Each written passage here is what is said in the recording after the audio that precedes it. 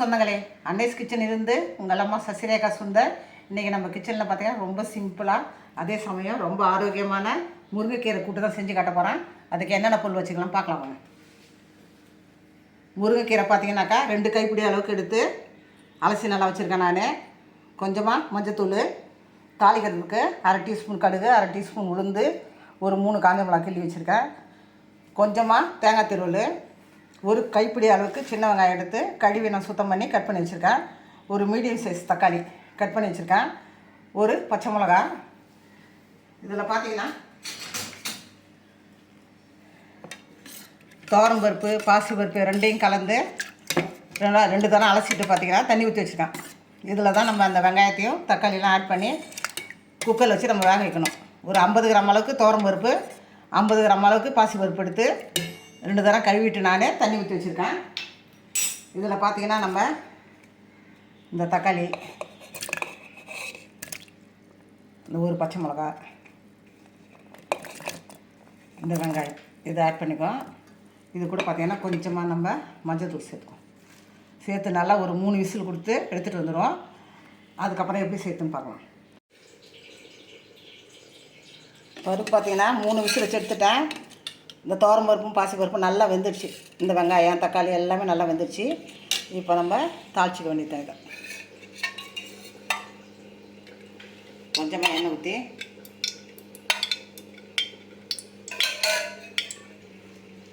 எண்ணெய் காஞ்சிட்டு இந்த கடுகு தூள் காஞ்சவங்களாம் ஆட் பண்ணிக்கலாம்.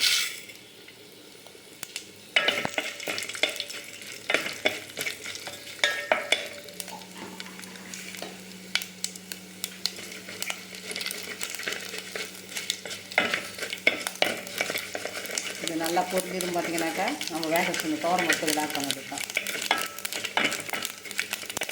அது கொஞ்சம் நல்லா பொரிஞ்சிச்சு. இப்போ துவரம் பருப்பு நம்ம இதெல்லாம் ஆட் பண்ணிக்கலாம்.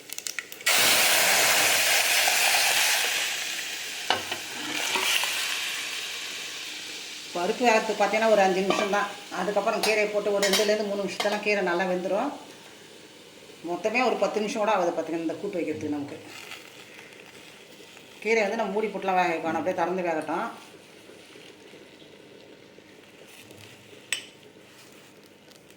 இதில் பார்த்தீங்கன்னா ஹீமோக்ளோபின் அதிகமாக இருக்கும். இந்த கீரையை நம்ம அடிக்கடி சேர்த்துனா நம்ம உடம்புக்கு ரொம்ப நல்லது. பார்த்திங்கன்னா அடிக்கடி இந்த பாடி பெயின், கை கால் வலி அப்படிலாம் இருக்கிறவங்களாம் அந்த முருங்கைக்கீரை அடிக்கடி சேர்த்துக்கணும். சேர்க்கும் போது பார்த்திங்கன்னா நல்லா உடம்பே கலகலன்னு இருக்கும். வேலை செய்யறதுக்கெல்லாம் நல்லா ஆரோக்கியமாக இருக்கும். பார்த்திங்கன்னா இதை நம்ம சேர்த்துக்கும் போது அயன் எல்லாமே இருக்கும் இதில். பார்த்திங்கன்னா இந்த கீரையில் இது கிடைக்காத இல்லை. 365 நாள் நமக்கு இந்த முருங்கைக்கீரை கிடைக்கும். மார்க்கெட்லேயும் கிடைக்கும். அக்கத்து வீடு பக்கத்து வீட்டில் இருந்தாங்கன்னா கூட உடச்சி கொடுத்து நம்ம வாங்கி சாப்பிட்லாம் இந்த கீரையை.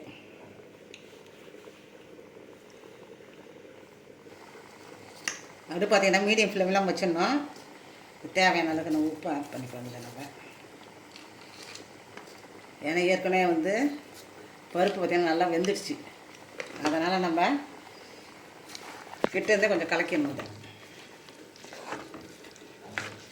அடி பிடிக்காத அளவுக்கு நம்ம பார்க்கணும். இந்த கீரை கூட்டு பார்த்தீங்கன்னாக்கா அவ்வளோ அருமையாக இருக்கும். சாப்பிட்றதுக்கு ரொம்ப பிரமாதமாக இருக்கும். நம்ம கொழுந்தாக உடைச்சி நம்ம கிள்ளி இதை சமைச்சோன்னா அவ்வளோ நல்லாயிருக்கும். பார்த்தீங்கன்னா இதுக்கு வந்து நம்ம தொட்டுக்கே தேவையில்லை. இதுக்கு ஒரு எலுமிச்சை ஒரு காயோ மாங்காய் ஒரு காயோ எதுவும் இருந்தாலும் பரவாயில்ல. நம்ம தொட்டுக்குனாக்கா பார்த்தீங்கன்னா நம்ம வடித்து வைத்த அத்தனை சாப்பாடும் காலி ஆகிடும். பார்த்தீங்கன்னா எல்லாருக்குமே ரொம்ப பிடிக்கும். இது அவ்வளோ ருசியாக இருந்தது. கீரைங்களே ரொம்ப டேஸ்ட்டாக இருந்ததுன்னா அந்த முருங்கைக்கீரை தான். பார்த்தீங்கன்னா அவ்வளோ ஆரோக்கியம் வந்து அதே சமயம் ரொம்பவும் டேஸ்ட்டாகவும் இருக்குது. பார்த்திங்கன்னா கீரை பார்த்திங்கன்னா 5 நிமிஷம் கூட நாவில் கலர் பார்த்தா அப்படியே சேஞ்ச் ஆகுது. பாருங்கள் பச்சையாக இருந்தது அப்படியே கலர் கொஞ்சம் அப்படியே மாறின மாதிரி இருக்கும். நல்லா வெந்துருச்சுன்னு அர்த்தம். சீக்கிரமே வெந்துடும் பார்த்திங்கன்னா இந்த கீரை. இப்போ பார்த்திங்கன்னா தேங்காய் துருளில் போட்டு சும்மா ஒரு கொதி வந்ததும் போதும் இறக்கிட வேண்டியது தான். இறக்கி நான் வேறு ஒரு பிளேட்டுக்கு மாற்றி காட்டேன். கீரை நல்லா வெந்துடுத்து. தேங்காய் துருள் நம்ம போட்டாச்சு.